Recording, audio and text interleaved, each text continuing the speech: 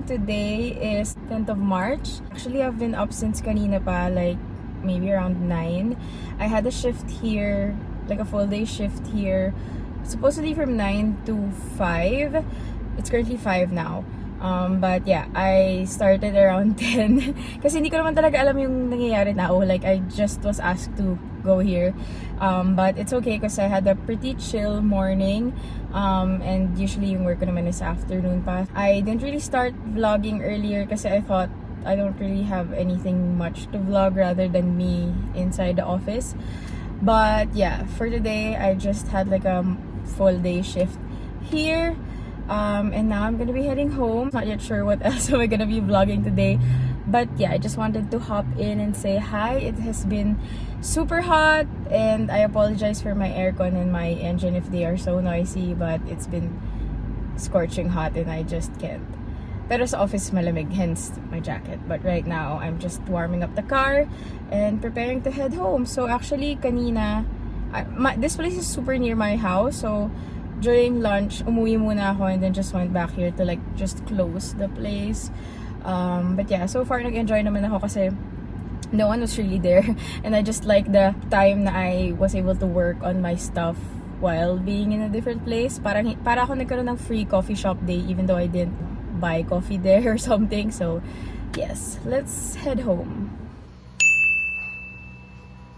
Alright, so good morning. Today is 17th of March. I am in Shell North Walk here in Clark. I just had a meeting and now I'm just gonna quickly change. Actually, to change ko lang yung inner ko because I'm gonna have lunch with my friend. So today sort of just went by like actually biglaan lang lahat today. Like I had a sudden meeting this morning.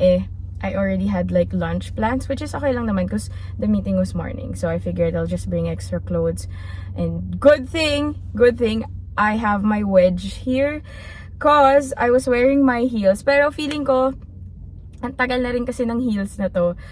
I had to check if I'm recording because for the past few times I've vlogged, I'm not recording.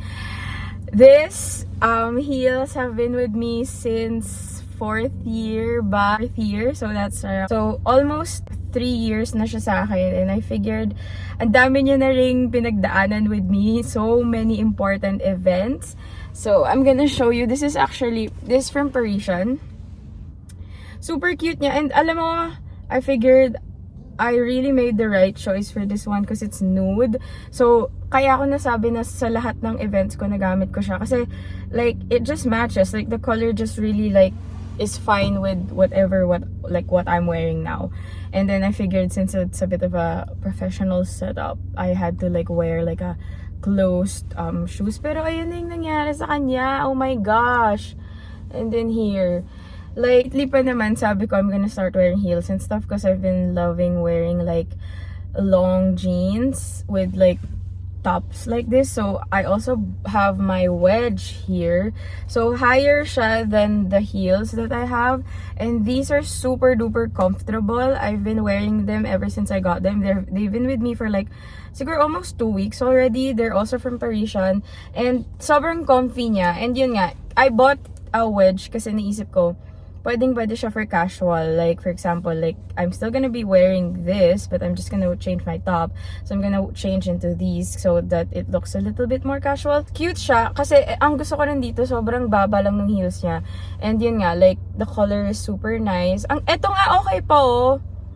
Compared dun sa isa na nasira na. I had my meeting here. I asked my friend if pwedeng inside Clark na lang din kami mag-lunch. Kasi, if I'm gonna drive all the way back to Angeles, baka mag-antay lang siya ng matagal. So, siya na lang yung pinapapunta ko here. So, I have still an hour. So, it's currently 12 right now.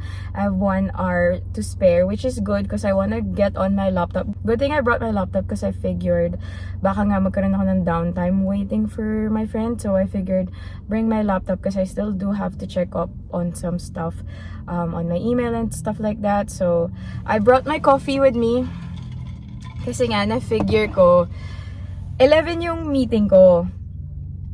But knowing me, I would take so much time to get ready and stuff, and I figured hindi na ako makaka-quickly buy somewhere to get coffee, and I figured uunahin ko na yung meeting kasi it's just like it took like 40 minutes or so.